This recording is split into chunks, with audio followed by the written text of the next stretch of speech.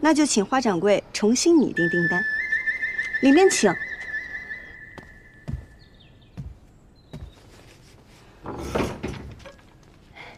花掌柜，笔和纸已经准备好了，您写吧。齐英，我就知道你没安好心。来人呐，外面来！我们家这狗就听不得人大声说话，您声儿越大，它下嘴越快。我警告你啊，你这属于蓄意伤人，是要坐牢的。我警告你啊，你这是属于蓄意伤人，是要坐牢的。他说牢里的饭比家里。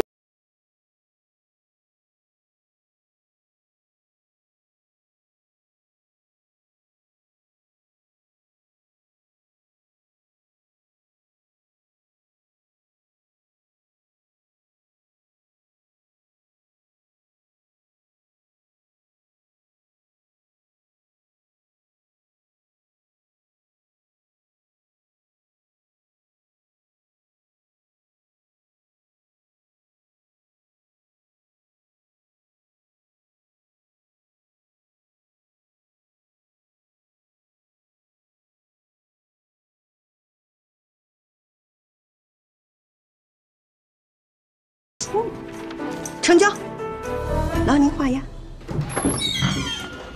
哎呀，承蒙惠顾，锅盔送客。哎，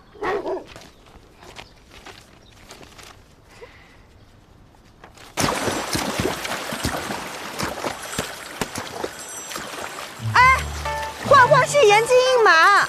良驹配美人，春色正好。可有小娘子愿与爷同乘呢？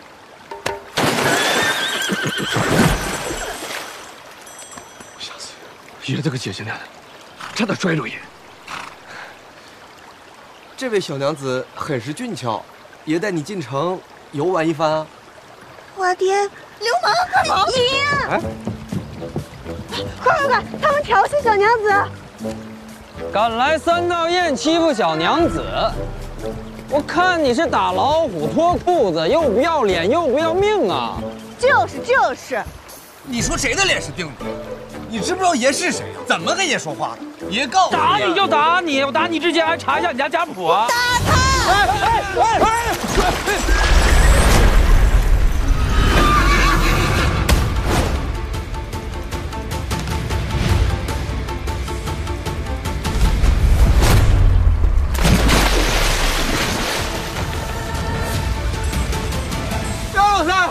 爷好心带你看漂亮娘子，你踹爷干嘛？你若再敢动我的马，我就把你种在这水里。爷不就亲一下马吗？你，对了，他们还打你的马了。那个粉衣服那个小娘子，她是头。打不着。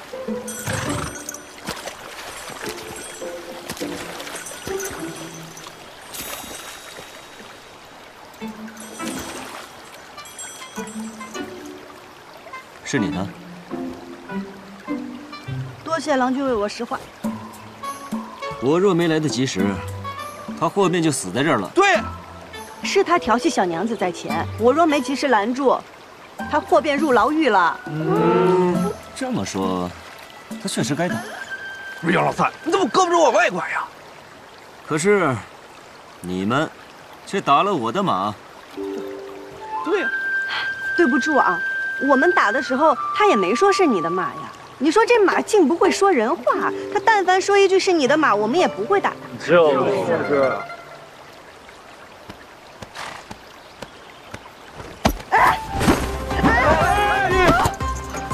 你干什么？小娘子伶牙俐齿，倒好好教教我这马儿怎么说人话。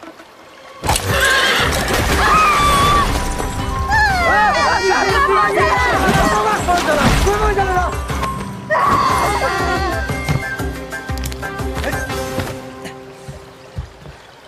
我不会教马说人话，但是我会教人说人话。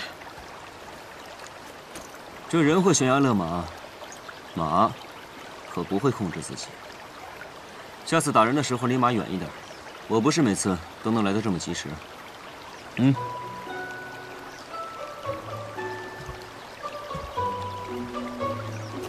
下次那要看马上的人做不做人事了。就是。咬的。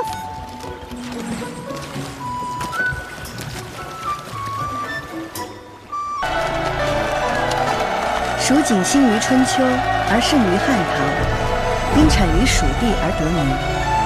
唐时，权贵豪绅皆好着蜀锦，军中更可以锦代饷。蜀锦一时价格飞涨，寸锦、寸金。我阿耶是益州城最惊艳才绝的锦王，因为他染出了蜀地最美的红。他钻研各种染料，研磨搭配，每一步都要轻微。他说，将熟丝在浣花溪里换洗，才能染出鲜亮的颜色。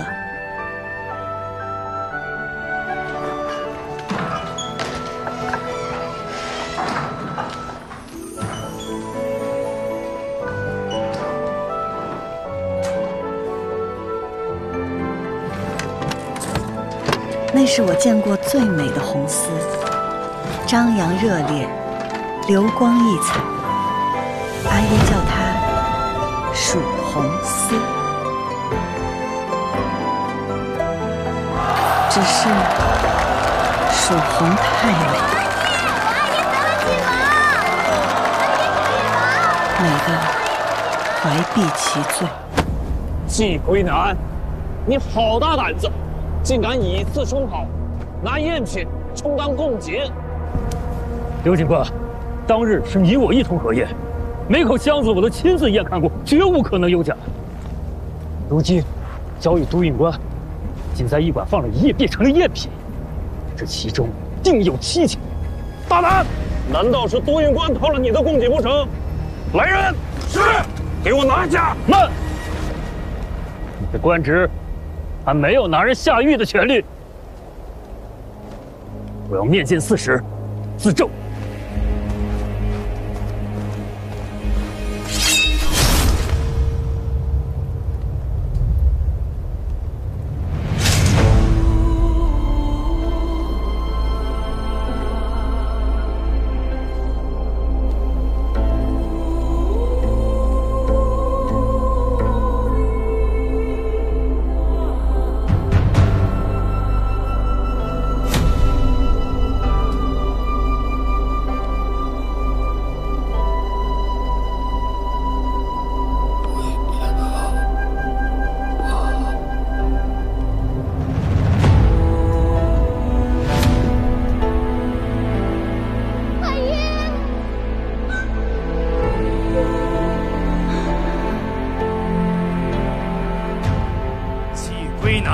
以次充好，欺君犯上，负隅顽抗，就地正法。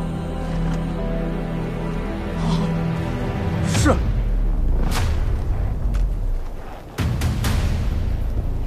季归南，以次充好，欺君犯上，负隅顽抗，已被督运官就地正法。将季家所有的财物一律充公，给我搜！是。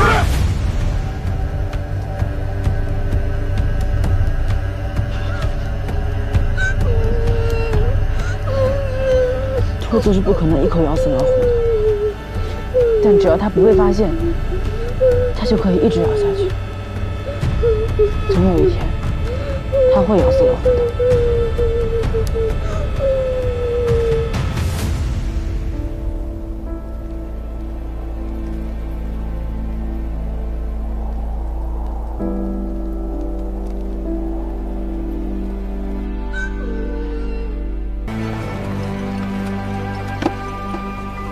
找到蜀红锦衣一件，应该是宫中赏赐。那是我的，是阿爷留给我的。放开！快松手！爷爷，快松手！阿爷说过，锦没了可以再吃，人没了就什么都没有了。让你放开！英英。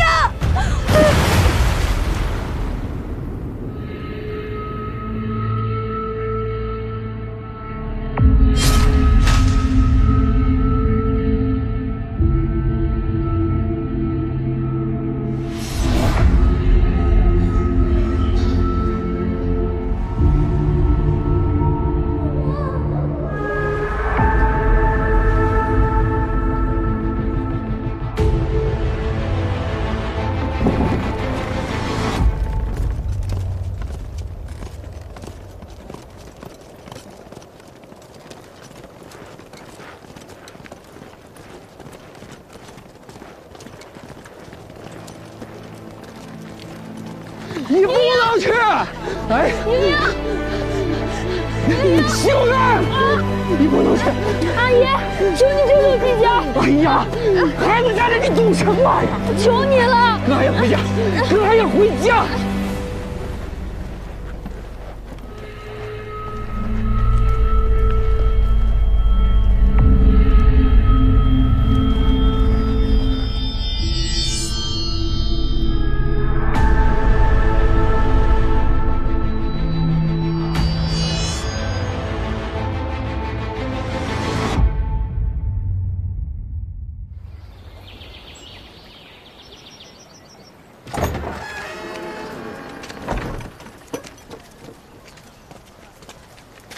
这里虽然有些残破，但是我能找到最好的房子了。赵二郎君有心了，这钱，季家会尽快还给你的。钱什么时候还都来得及的。您和英英与阿兄喜逢大赦，一切都从新开始，日后定是一日好过一日。借赵二郎君吉言。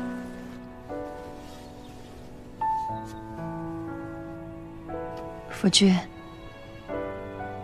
我们回家了。阿爷，你就放心吧，我和阿兄会听阿娘的话的。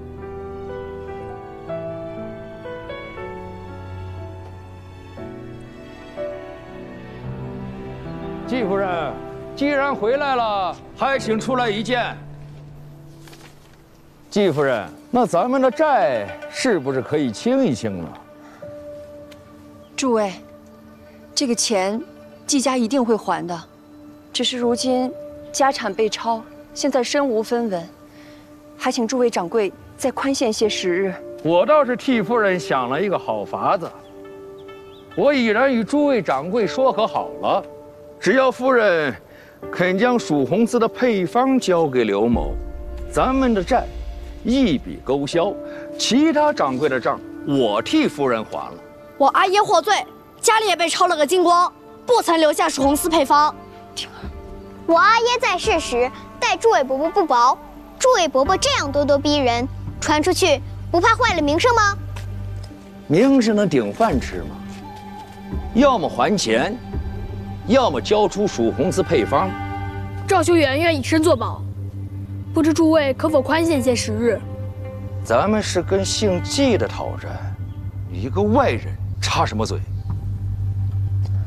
二郎君，既然是还不起，那不如卖身抵债吧。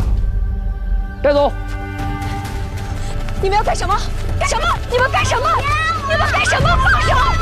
放开我！放开我！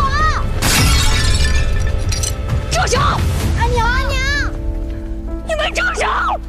既然你们不肯给季家活路，那今天咱们就都别活了，让父老乡亲们看看你们是怎么欺负孤儿寡母的，看日后谁还敢跟你们做生意。就是啊。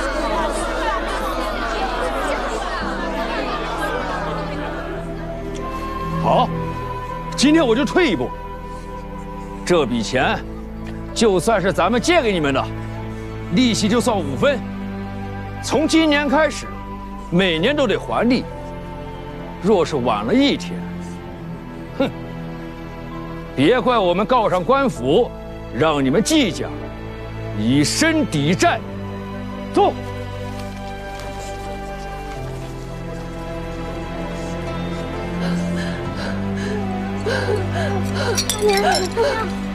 阿娘，你没事吧？阿娘，阿娘，阿娘没事，阿娘没事，你们没受伤吧？没有，没有，阿娘，没有，那就好，没事就好，没事就好。阿娘，我扶您回屋歇息吧。好。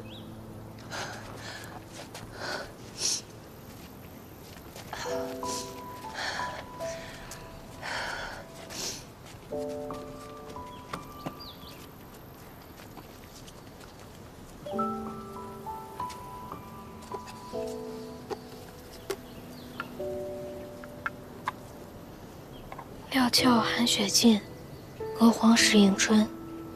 莺莺，愿你尽遣霉运，从新开始。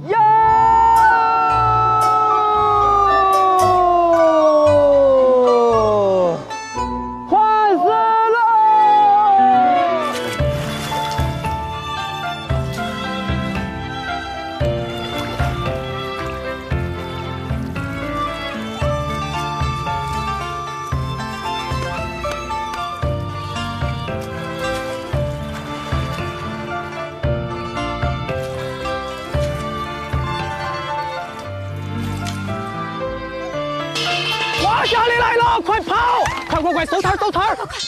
这花甲要洗就不许别人洗，太霸道了！这今天大两哭手不行。小娘，帮我把那个收了，快！我去拖住他们。拜托了，莺莺，太感谢了。快点！哟，花郎君，您怎么来了？这艳阳高照的，你要是晒黑了，可就不俊逸喽。我来看看有没有哪个不长眼的到我花家的地界偷着洗丝。哎呦，你这么热呀？你说说你折腾来这儿干什么？大热天的！大热天的干什么你？啊！哎呦！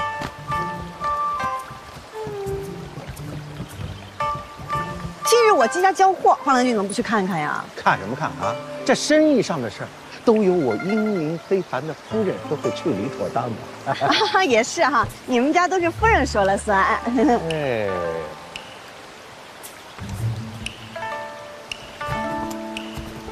金玉存心给我作对，是不是？怎么了？我去不是给您打伞吗？自然是您到哪边我就到哪边呀。我在哪边，你就在哪边，是吧？拿来吧，让开。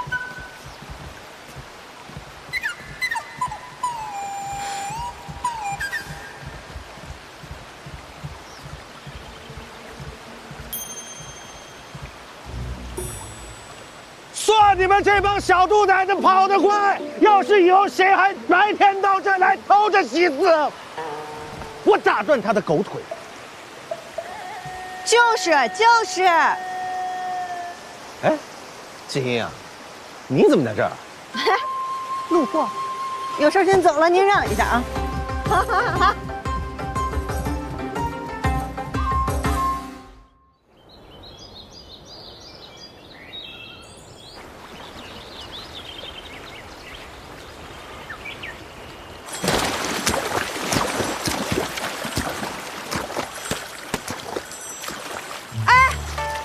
是颜金印马，良驹配美人，春色正好，可有小娘子愿与爷同乘呢？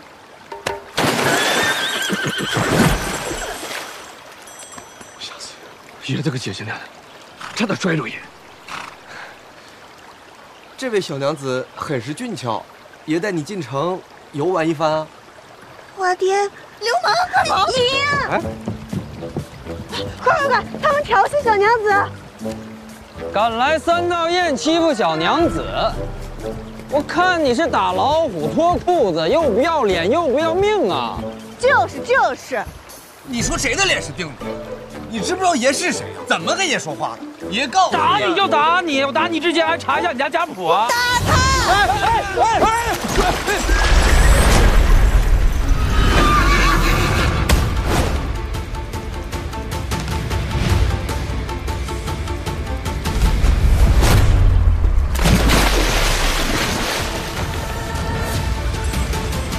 杨老三，爷好心带你看漂亮娘子，你踹爷干嘛？你若再敢动我的马，我就把你种在这水里。也不就亲一下马吗？你，对了，他们还打你的马了。那个粉衣服那个小娘子，她是头。打不着。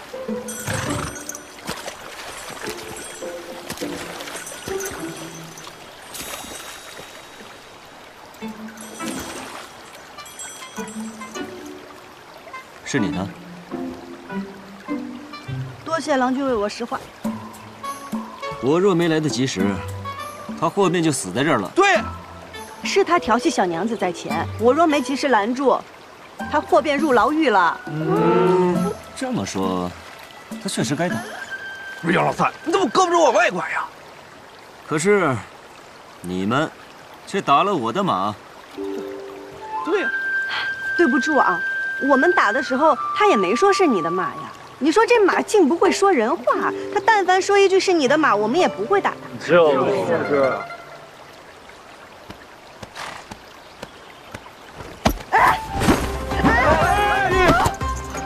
你干什么？小娘子伶牙俐齿，倒好好教教我这马儿怎么说人话。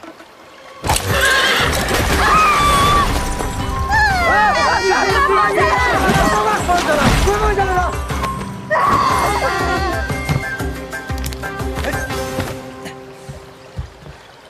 我不会教马说人话，但是我会教人说人话。这人会悬崖勒马，马可不会控制自己。下次打人的时候离马远一点，我不是每次都能来得这么及时。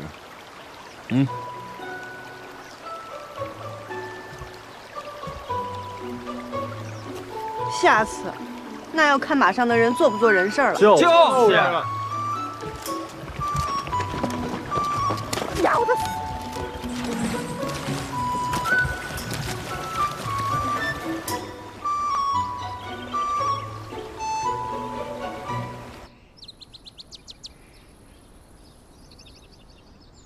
生我所欲也，义我所欲也，二者不可得兼，舍生而取义者也。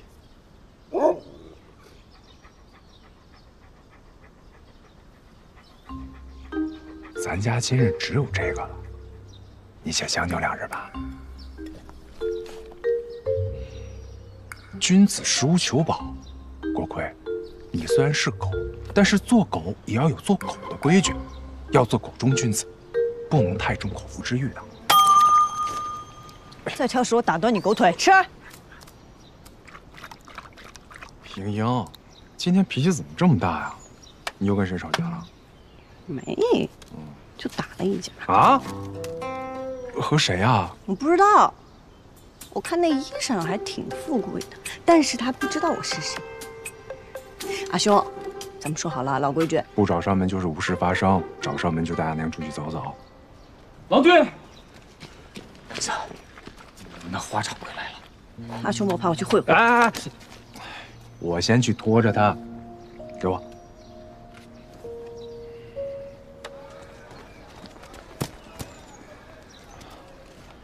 花掌柜，你上次订的丝都在这儿了，点个数吧。颜色也不鲜亮，光泽也暗淡，摸起来也有些毛躁。花掌柜，你再仔细瞧瞧，这可是剑南道最好的桑蚕丝，铅度均匀，光泽柔和，颜色要比市面上鲜亮许多啊。季大郎君，我与你说实话吧，如今营商不景气，益州城几个织锦大户又一直在压价，再这么下去，怕是我都没有钱收你们的丝了。人无信不立，我们既然立了契，就该按规矩办事。这是你季郎君的规矩，我的规矩，若要卖，就按5折算，不卖就算了。这单我按原价赔给你们，但日后你们季家就别来我这儿分订单了。花掌柜，家中情况你也知道，每年还要还你利息，我阿娘又病着，这吃药也是一笔不小的开销啊。要不这样吧，如你家急需用钱，我借你20贯。我们本就欠着你的债，若是再借，这何年何月才能还得上啊？阿兄，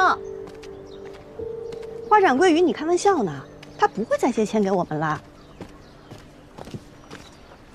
花掌柜，为何不会？阿兄细想，咱家本就欠着花家50贯，若再借20贯，即便只算3分利，这利滚利的比咱家1年的利润都多。这要是还不上，我们全家都得卖身花家为奴。但是，花掌柜宅心仁厚，人美心善，他定不会让咱们卖身的，自然就不会借钱给咱啦，对不对，花掌柜？那好，既然季家不缺钱，这单就按4折算吧。花掌柜，好啊，那就请花掌柜重新拟定订单，里面请。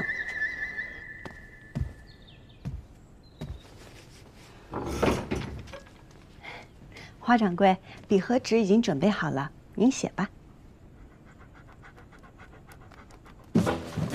齐英，我就知道你没安好心。来人呐，外面来！我们家这狗就听不得人大声说话，您声儿越大，它下嘴越快。我警告你啊，你这属于蓄意伤人，是要坐牢的。我警告你啊，你这是属于蓄意伤人，是要坐牢的。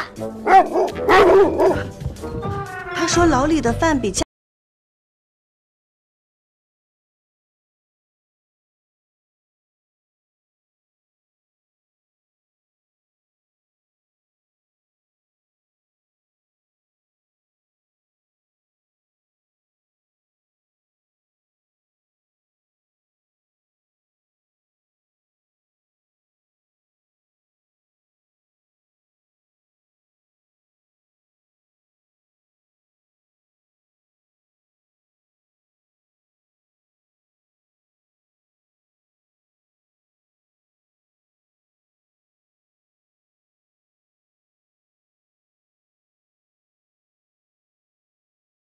说嘛，成交，劳您画押。哎呀，承蒙惠顾，锅盔送客。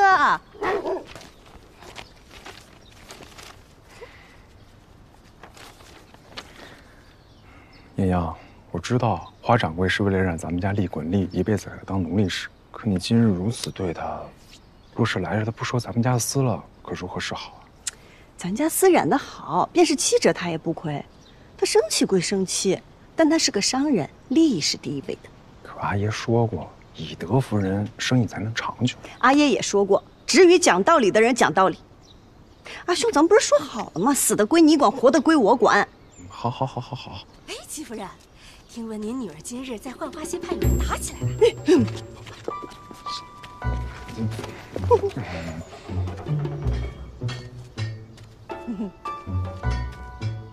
婷儿，去把我的竹棍拿过来。阿娘，快去！自求多福。季妍妍，给我站住！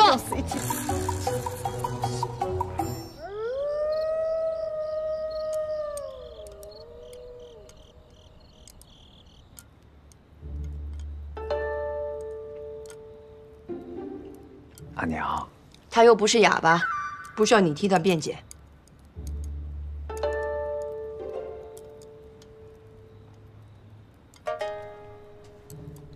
娘，我真的错了，要不你打我一顿？郎中都说了，您的身子……跟你说过多少次了？行事无状，一味与人争强斗狠，只会坏了自己的名声。你说说你，哪有一点大家闺秀的样子？季莺莺，阿娘，我饿了，我肚子都叫了，我饿死了。我也知道错了，你就饶了我吧。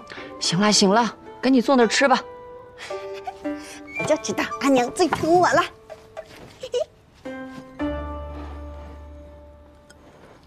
哇！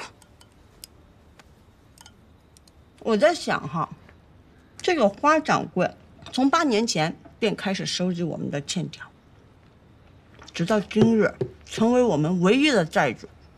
我觉得他竟是另有所图。你还没完没了了是不是？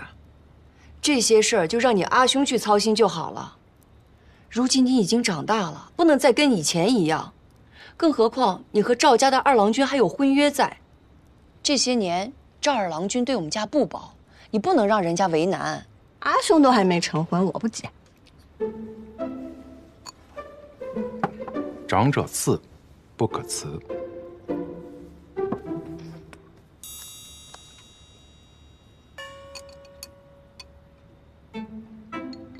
婷儿，不还清债务，重振我季家门楣，我绝不成家。有志气。哎，有拙劲，不可辞。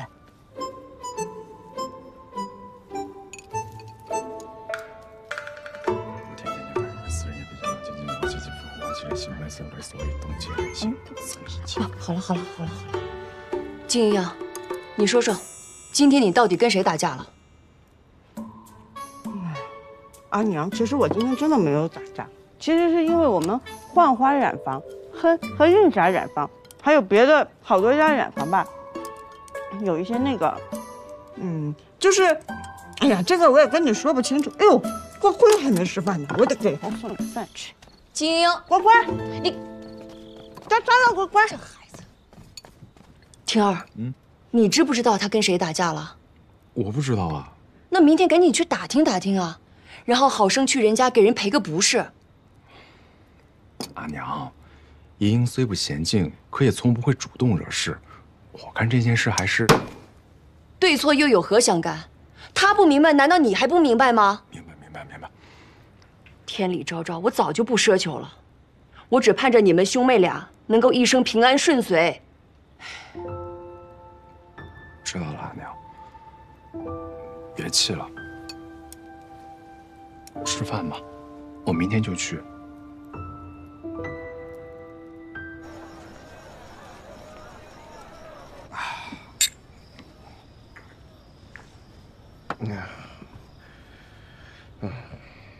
但是杨老三，有一件事儿，爷对不起你。你说你好不容易给爷交代个任务，让爷照看你的师傅，还让爷照看没了。这益州城就废警官了，这死了3个了。你说这当什么不好，非要当这警官？我都他可有什么话让你带给我的？哎，有一句话，他说让我再见着你的时候，好好告诉你。这便是你在益州最好的朋友，他好在哪儿啊？好的向来信我。那沈警官对他可有留有什么话呀？我有必要向你汇报吗？是属下僭越了。不知杨警官明日有何安排？是回杨家还是？去见一个朋友。你在益州还有朋友？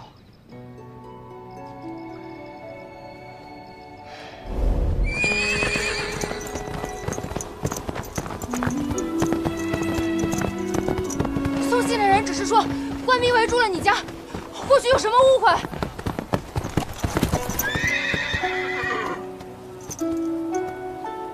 怎么又是你？是你，我家里出了急事儿，求你了，送我一程。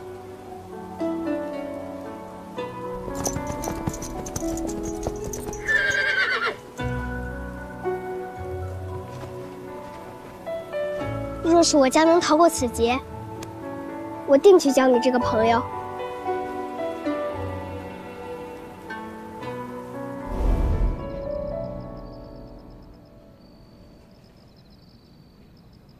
来日好友。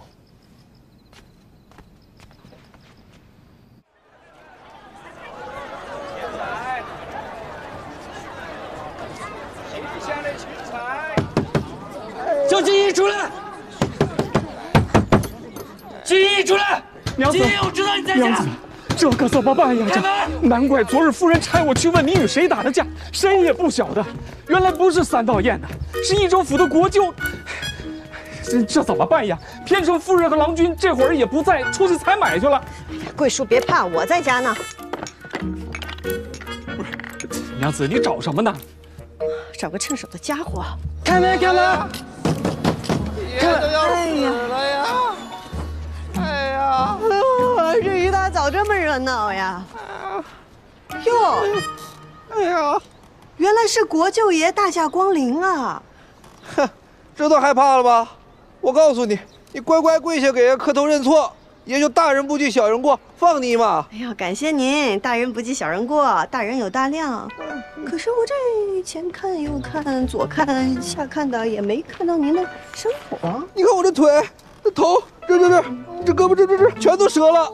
疼吗？哎，杨子，我爷用力了吗？不知道啊。哎，贵叔，我出血了，破了，我破了！国舅爷，我家娘子可是诚心认错，你这样未免太过分了吧你？你少诬陷人，他分明是自己磕的。我一个未出嫁的小娘子，我如此爱惜自己的容颜，我怎么可能自己毁自己？你少血口喷人！我告诉你，国舅爷没事啊。你怎么比爷还无赖啊？啊！你信不信爷给你抓起来？我头上这个伤明明白白，大家伙都看见了，是不是？是，都看着了。国舅爷身上的伤经得起仵作宴看吗？您要是想去州府衙门，那咱们就去州府衙门。我听说桑长史向来善恶分明，等他回来了，定会给出一个公道。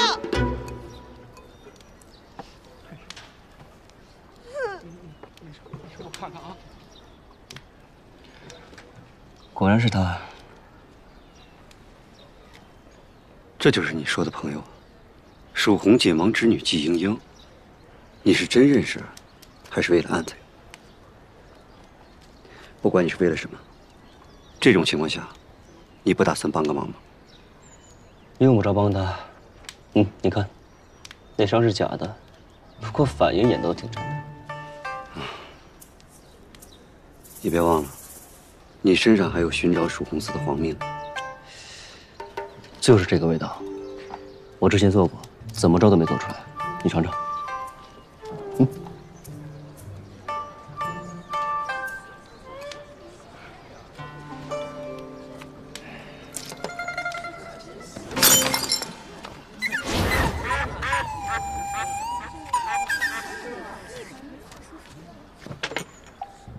属下这是在给您制造契机。哎，杨老三，你来的正好，来，你给爷评评理啊！刚才是不是他故意磕在那儿的啊？方才发生的事儿呢，我这双眼睛看的是一清二楚。要我看，桑长史过2日就要从外地回来了。我要是你，就不会惹是生非，免得挨揍。怎么能说我挨揍？你看呀，你们2个，你阿爷看到了会相信谁？我都这样了，你能瞒得住别人，瞒不住你阿姨和我。行，你给爷等着，这事儿没完。走，恭送国舅爷。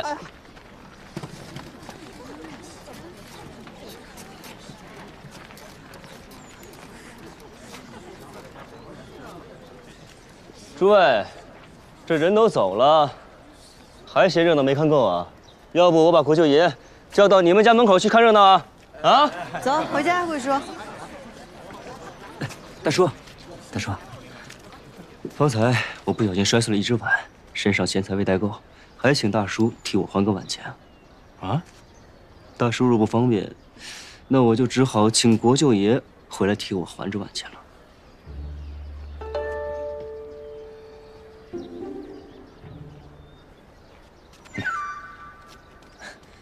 多谢，多谢。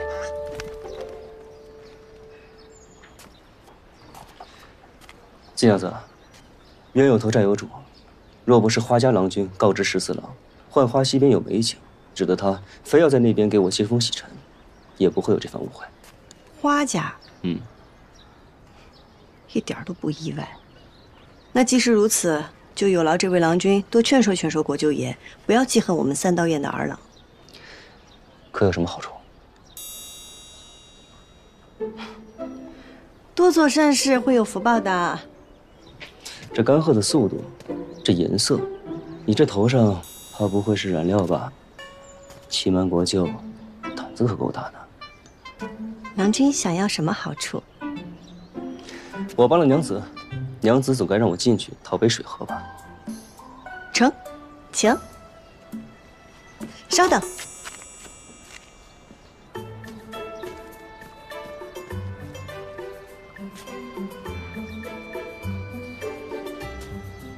郎君，水来了。就在这儿喝。季家规矩，进了门先饮水。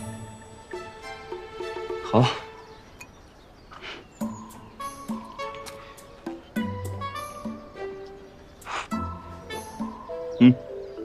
好了，两清了，请。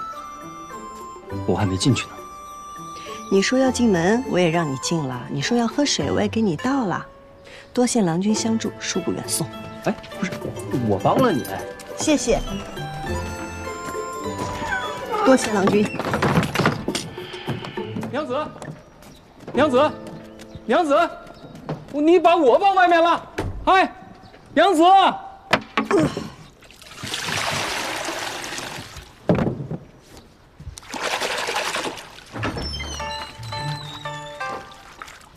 阿娘，你慢点。站住！阿娘，我没有打架，这次我真没打架。英英，你受伤了？啊，没有，假的，我一点伤都没受。假的？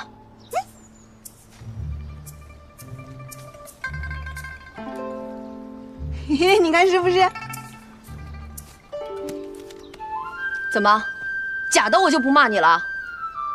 可是我只有这样才能骗过他们呀，他们都以为这是真的。阿娘，今日桑十四登门都是花掌柜挑唆，即便是桑十四肯罢休，花掌柜他们也不会。阿兄，咱们一定要想个法子对付他。季英英，你就不能忍一忍吗？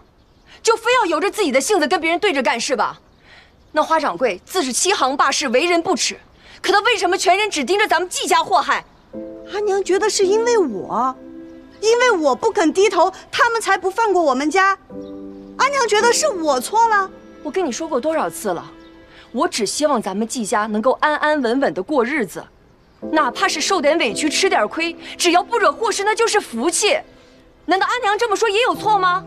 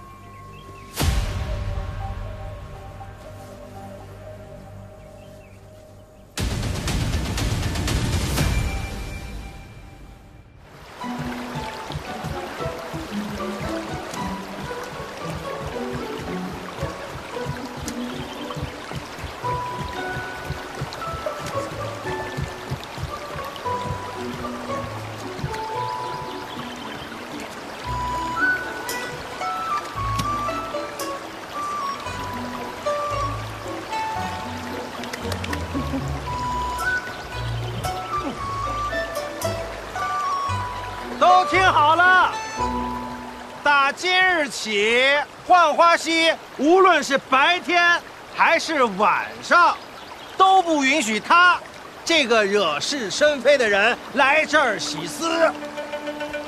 花郎君，众所周知，蜀锦染丝唯有在浣花溪中漂洗过，才能色艳有光，才能称得上真正的蜀锦。浣花溪就是染户的命。我不知道是哪里得罪了您，您要这样毁了我的生路。哎，你没得罪我，你得罪的是国舅爷。如果再允许他在这儿洗丝，国舅爷就会认为我们是一起的，保不齐哪天就来找我们的麻烦。敢问，谁能顶得住国舅爷的怒火啊？这浣花溪数百年来都是各家共用，它不姓花。哎，我没说它姓花，我是为了大家的营生，我们花家甘愿做这个恶人。陈三郎，你干什么你啊？他家的丝我买了，我换我自己的丝，你管得着吗？我也买一点。哎，剩下来归我了。不是，站住！站住！你们当我是傻子是不是啊？我都说了，不许季家人在这洗丝，就是不许洗丝。你们要是敢帮的，你们都给我滚蛋！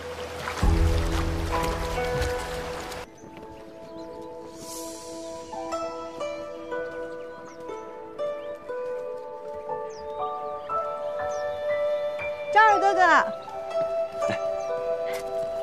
你今日怎么有空出来啊？你的景治都如何了？别以为给我点甜的便能护你。你跟14郎的事儿我都听说了，我还特意给你拿了药。这么看下来，你也没受伤啊。我就说嘛，那你跟别人冲突，一般受伤的都是别人才对。谁说我没受伤？伤在里头，你得凑近了瞧瞧。哪里啊？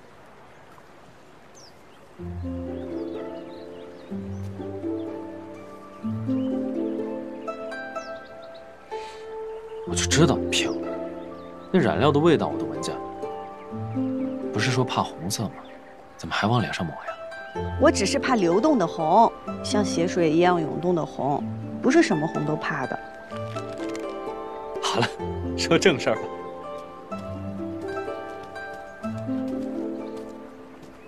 我呀，打听了一下桑14郎，他的姐姐是宫中正得宠的妃子，他的阿耶暂代警官一职，其他儿女都事业有成，唯有他不学无术，游手好闲。那他平日里都好做些什么？他干什么都学艺不精，但我有一样，很是强项。什么？叶子牌。叶子牌？这生的都给人往上端呐！赶快的！你要是再不出来的话，老子非得怎样？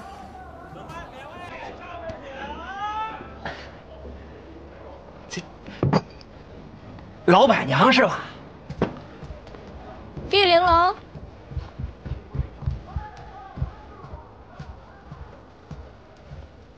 哎，你干什么呀？给你换盘熟的。今天必须得给我个说法，至少得赔钱吧？嘿嘿嘿，不赔钱也行，至少你得陪我喝一杯吧？啊？可以。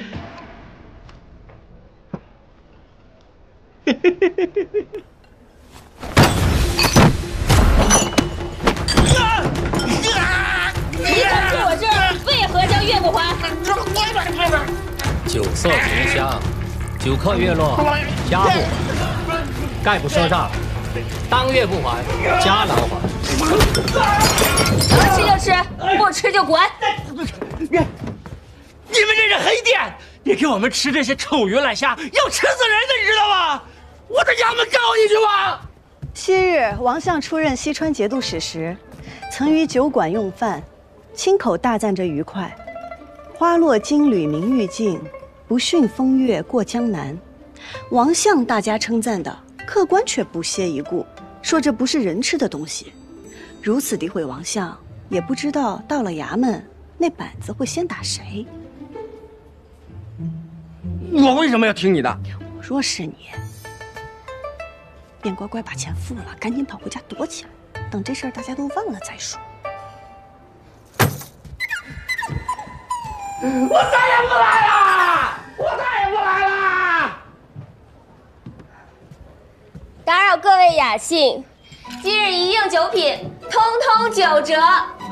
谢于掌柜，谢于掌柜。来，我们来壶酒。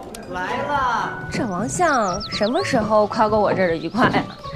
我瞎说的，反正他们平日里也见不着王相，就算是见到了，他们也只会问功名，谁会问这等小事？找我有事儿？你听说我跟桑14郎的事儿了吗？英明远播，纪晓娘子不畏强权，勇斗恶霸国舅爷。想不想一起英明远播？地盘借我2天，再借我点钱呗。借钱？你看我这店冷清的，一天到晚没几个客人，我哪有什么闲钱借你？你就先借我，我保你接下来店里坐满客人，日进斗金。你是有法子对付花家，还是对付桑14郎？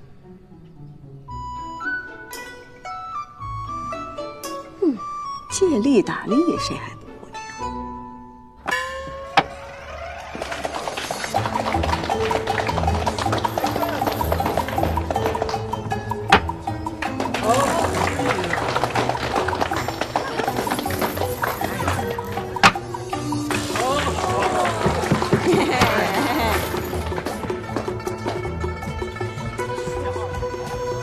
哎呀，承让啊！父王高进，自愧不如。承让。还有谁要一起玩的吗？是你，你就是赌王啊！来，跟爷赌一把。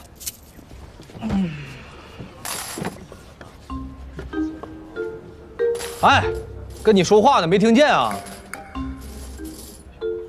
你可知我为何要赌钱？为何？因为我在浣花溪得罪了国舅爷，花家怕被牵连，不让我去洗边洗丝。我们家染房都快揭不开锅了，我只能靠此赚钱养家。这爷哪知道？算了，爷这脾气发了也就算了，这没想到他们花家借着爷的名气为难。哎呀，回头再说，咱先赌一把。不赌。你。行，你跟爷赌一把，无论输赢，爷都告诉花家不跟你办见识了。当真？爷说话算数。来，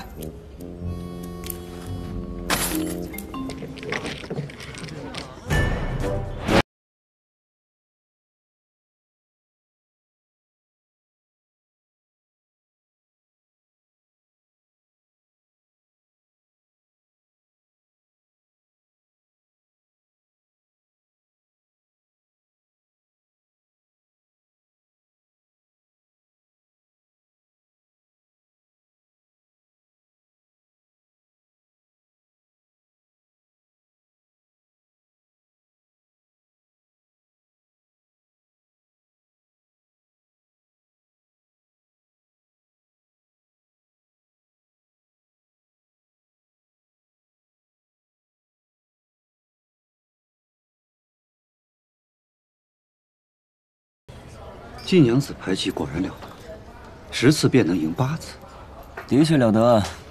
想赢便赢，想输便输。什么意思？什么意思？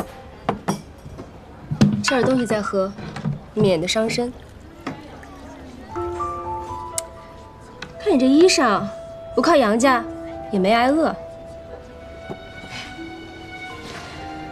多年未归。没想到第一个认出我的人，竟是阿姐。一日3餐，一日千里，纵马江湖，自在快活。来，阿姐，有劳阿姐挂念。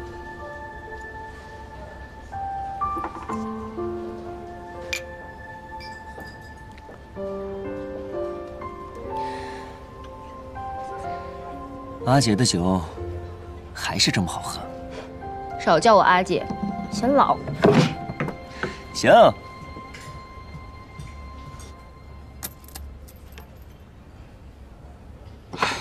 晦气，歇会儿。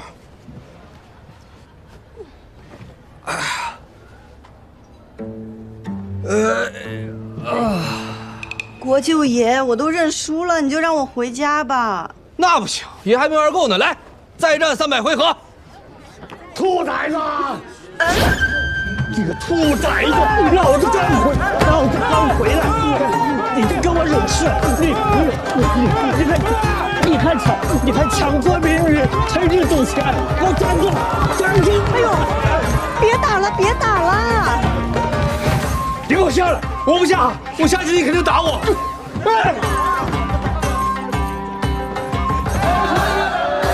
我站住！桑长史，您误会了，我与国舅爷在这儿不是为了赌博，是为了吸引人潮，好做生意。对，什么生意？啊，什么声音？快给我阿爷说什么声音？本来也没想现在拿出来的，既然您问了，蒋六郎君把东西拿上来吧。哎，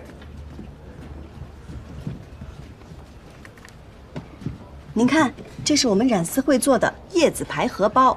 叶子牌做荷包，闻所未闻。这可是在雷祖娘娘面前祈福过的，都是有寓意的。您看，万贯。它指的是家财万贯、恭贺商户日进斗金的。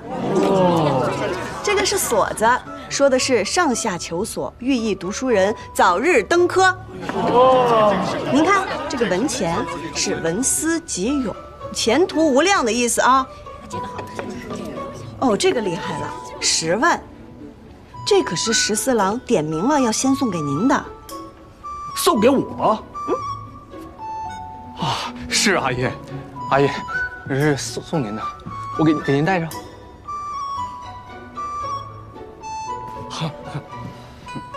这10万便是万10，谐音万无一失，是祝您身体健康、长命百岁，是14郎的一片孝心。这小玩意儿瞧着不错呀，小娘子，什么时候开始卖呀？若是大家喜欢，我们染丝会那就尽快的把它做出来，好吗？长三郎君、蒋六郎君、盛大郎君。对啊，是啊，就是。哎，染丝会。哎呦，您出门这几日，国舅爷体恤我们西边人家疾苦，团结我们成立了染丝会。这叶子牌荷包就是我们的第一笔生意。国舅爷是我们的名誉会长。我们在这儿玩叶子牌，也真的不是为了赌博，就是为了想要把这个名声打出去。你当真是在干正事儿？是啊，阿爷，这回您真误会我了。桑长史，您真误会我们会长了。啊，会长为了我们殚精竭虑哦。误会了。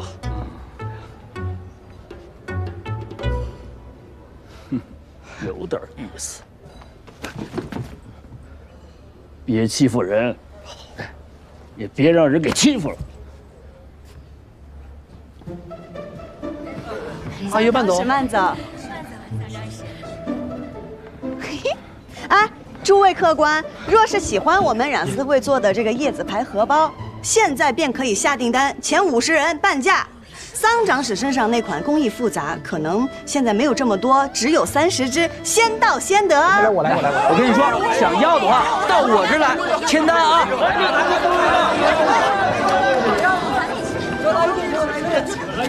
啊，你是不是在利我爷呀？是啊，是啊。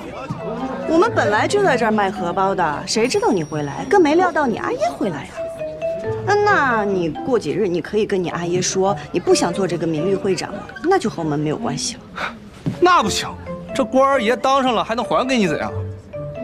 可是做我们的名誉会长是要帮我们做事的。爷不能做事吗？那试试吧。作为名誉会长，可有我的好处啊？嘿呀，杨老三，当然有，来，我给你找，来。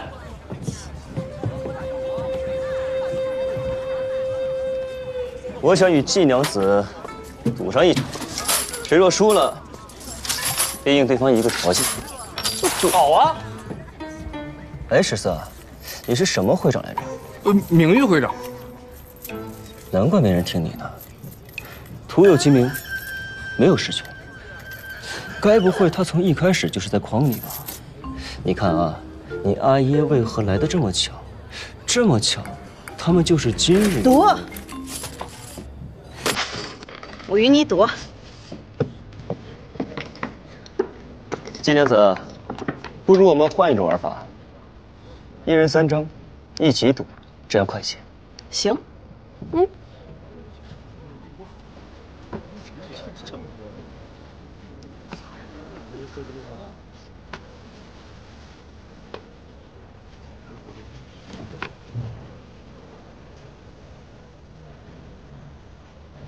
金娘子，请吧。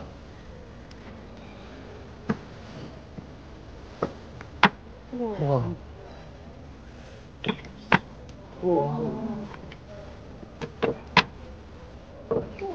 这不小了。输定了，杨老三这一锁，怎么比得过人2万块？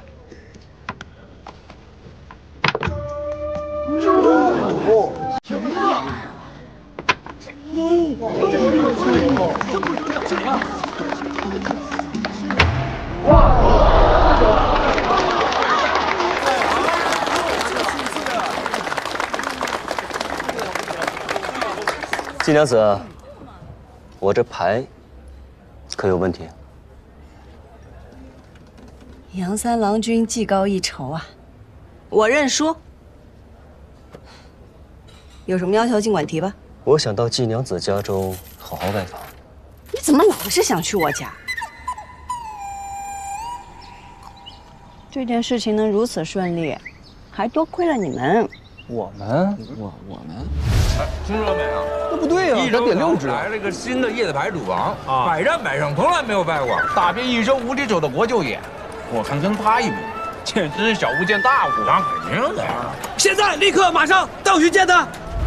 桑长史，国舅爷非逼着人跟他赌钱，不尽兴就不能离席，您可得主持公道呀。我去看看。做叶子牌荷包啊！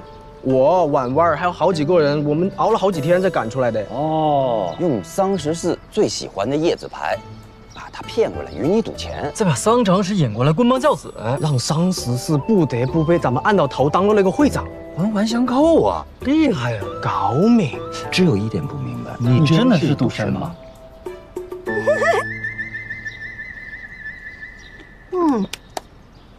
扒锁子。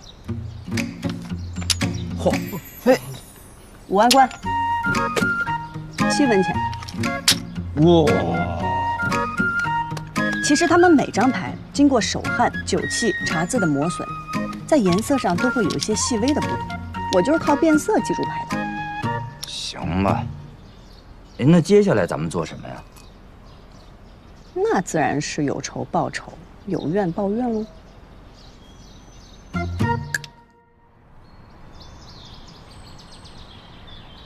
这个月只是灯油钱就这么多啊，这可不行。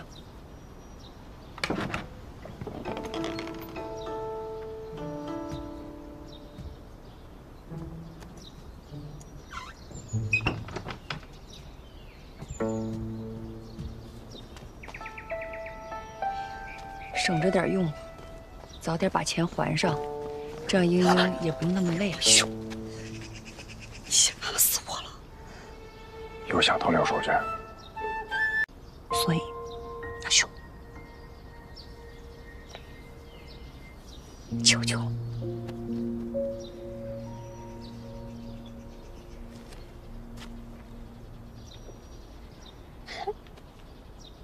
谢谢阿兄。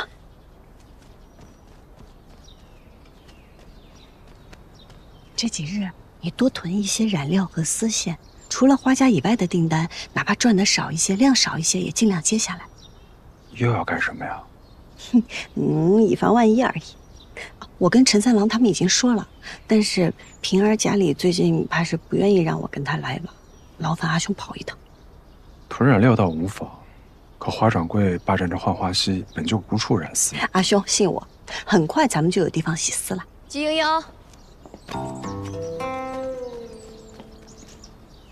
阿娘，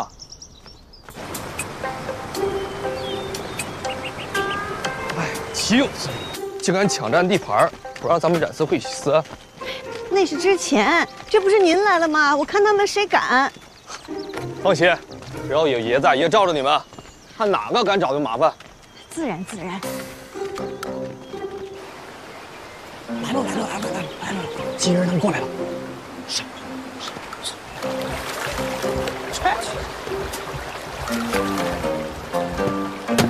从今天起，不管是白天还是晚上，我们都要在这儿洗丝。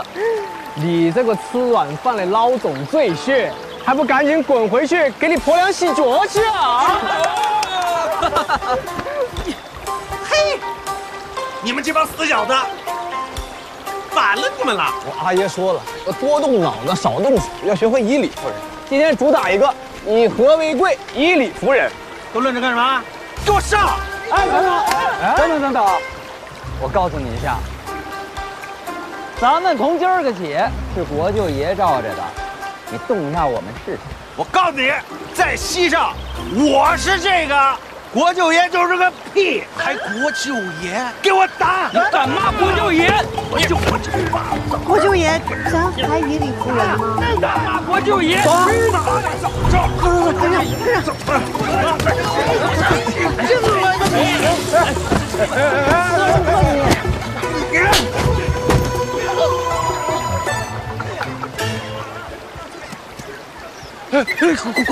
国舅爷，我称不上圣洁国舅爷。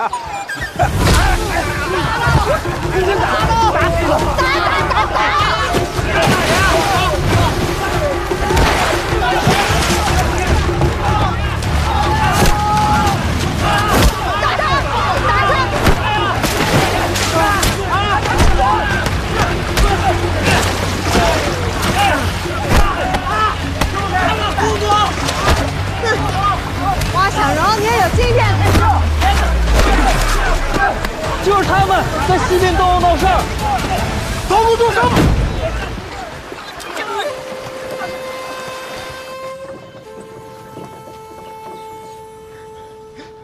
你给看看坏没坏？都出血了，都出血了！出血了！华小荣，你好大胆子！你给当朝国舅爷都打出血了，你好大胆子你！国舅爷，我真不知道是你，要不然借我100个胆我也不敢呢。他不仅打你，他还骂你。你闭嘴！骂你了！你闭嘴！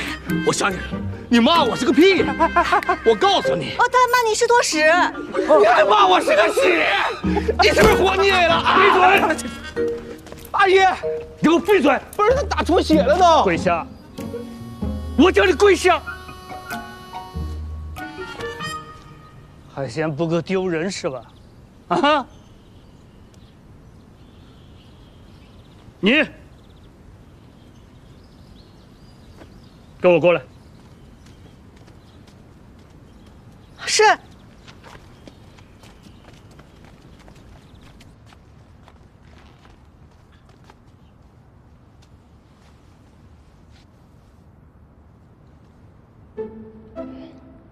您是知道的，只有在浣花溪洗出来的丝织成的蜀锦，才能色泽艳丽，历久弥新，才是真正的蜀锦。多年以来，各大染户强行占地，向来民不举，官不究。如今西边的事儿被国舅爷挑了起来，这日后怕是被有心之人利用。娘娘在宫中正蒙盛宠。那些嫉妒之人，若是在宫中找不着法子，定会从宫外下手。若圣上听闻娘娘的家人因为娘娘得宠而嚣张跋扈、寻衅滋事，那会如何看待娘娘？有心之人，不就在老夫面前吗？莺莺确有所图，但是正途。您可知是谁把国舅爷引到西边纵马的？看来您是知道了。你有何不同？我能教14郎君改邪归正，做一个顶天立地的好儿郎。就凭你，你有什么办法？想来我季家如今是何光景，莺莺是何为人，长史上次一见之后，想必已经调查清楚了吧？浣花溪辣娘子，本官就是看在你还有几分担当。说吧，你想怎样？这事儿是因为在浣花溪抢地盘引起的。牵扯蜀锦便格外敏感。可若这浣花溪本就属于大家不允占地，那14郎君只不过就是去溪边玩，打了个架罢了。你是说，只求长史能立新规，道明浣花溪各家共用，不允占地洗私。你觉得我立了，他们便会听吗？哪家在西边染丝占地的大户背后没有人呢？您立了是您的态度，他们不听是他们藐视律法。我立了，就代表你背后也有人了，他们至少可以不再敢赶你，对吧？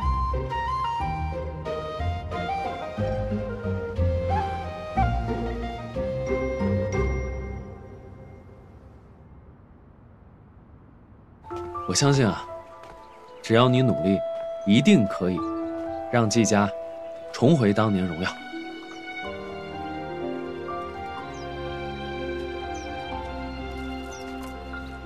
这是我自己绣的，送给你。啊？怎么，你不要？你嫌我绣的丑？我表现的这么明显吗？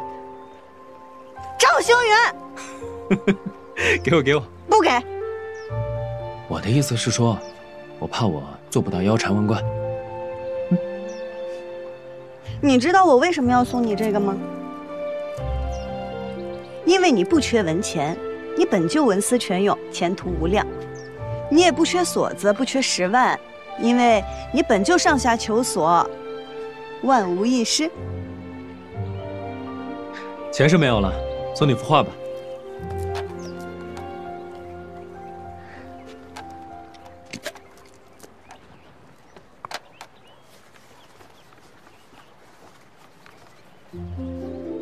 画中无蓬，可云层翻涌，分明让人感受到鹏飞9天之姿。画中女子独立船头，以窈窕中自成风流。谁说女子不能长风破浪，不能意气风发？只是这个女子的背影怎么这么眼熟啊？扶摇直上9万里，这不正是我心中的你吗？原来赵二郎君也会说这些奉承话呀！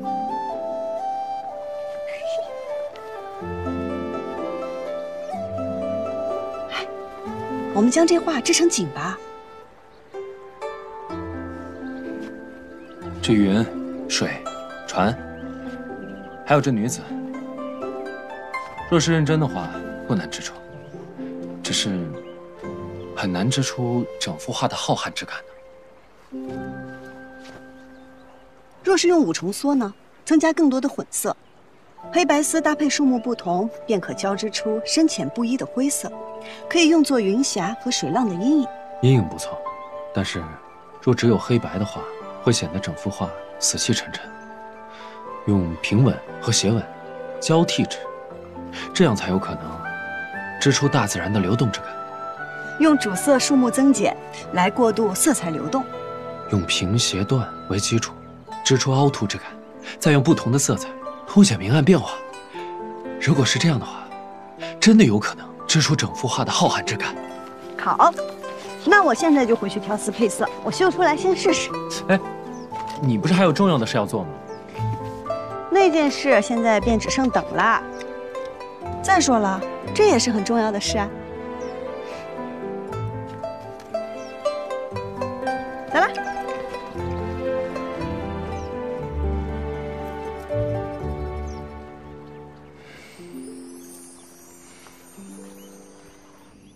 夫人，我知道我错了，我丢了花家的脸。可我原本就想借那个顽固的手教训一下季家，可没想到最后被季茵茵得了便宜。过来。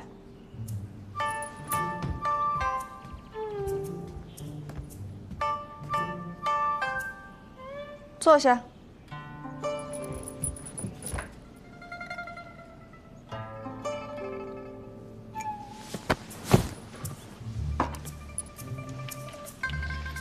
夫人，我知道这回我大意了，随大家大叔了。下回我一定给他们好看。我跟你说过多少回了，别自己动手，就你这身板，打得过就打，打不过就跑。轻点，夫人。夫人，别生气了，我一定听你的。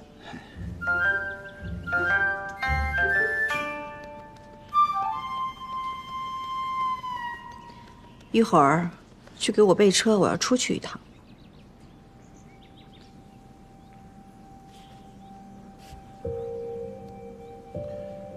夫人是要去见主人吗？现在还用不着主人自己出手，随便弄出些动静来，让桑长史冷静冷静。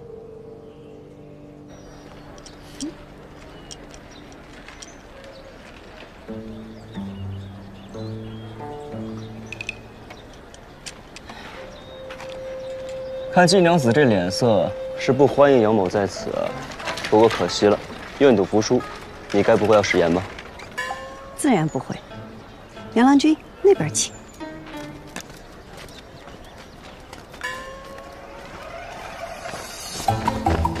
借过。你跑哪儿？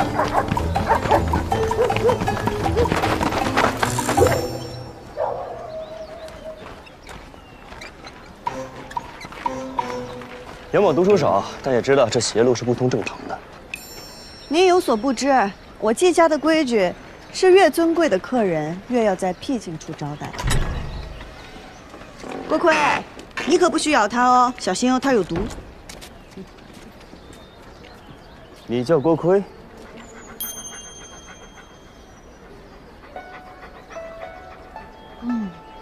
果然，狗也怕恶人。英英，阿兄，这位是在下杨三郎，是季娘子尊贵的客人。萍水相逢。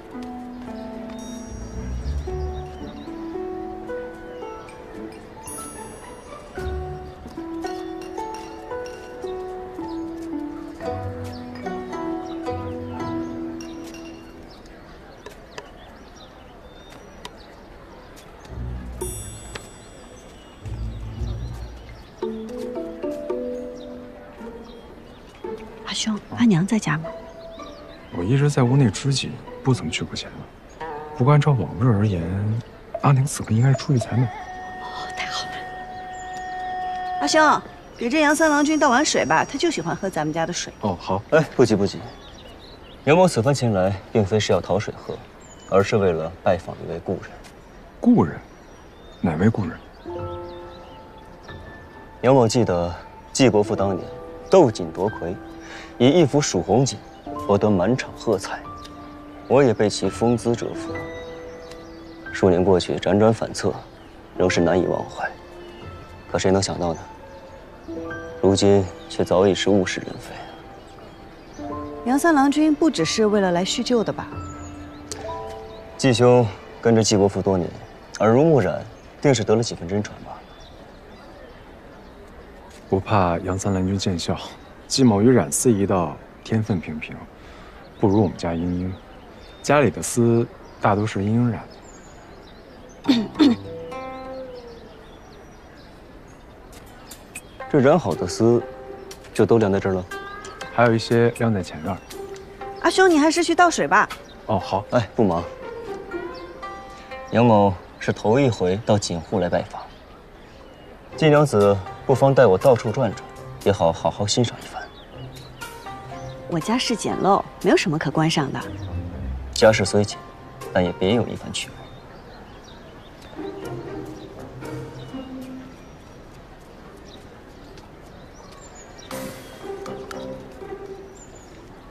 倒水。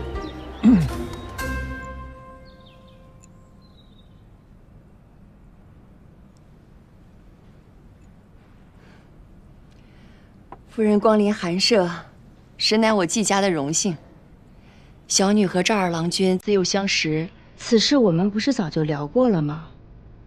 只是我们赵家对儿郎实在是苛责了些，若不能做出些成绩，就不许婚配。为娘的哪有不着急子女婚事的？我也是实在做不得赵家的主啊。是，我也能理解夫人的难处，所以还望夫人能在老太爷面前多给美言几句。其实这先成家后立业也不是不行。夫人以为我没说吗？可是老太爷他端起茶杯问我说：“这3钱1两的茶装在10两1支的茶杯里，你说他配吗？”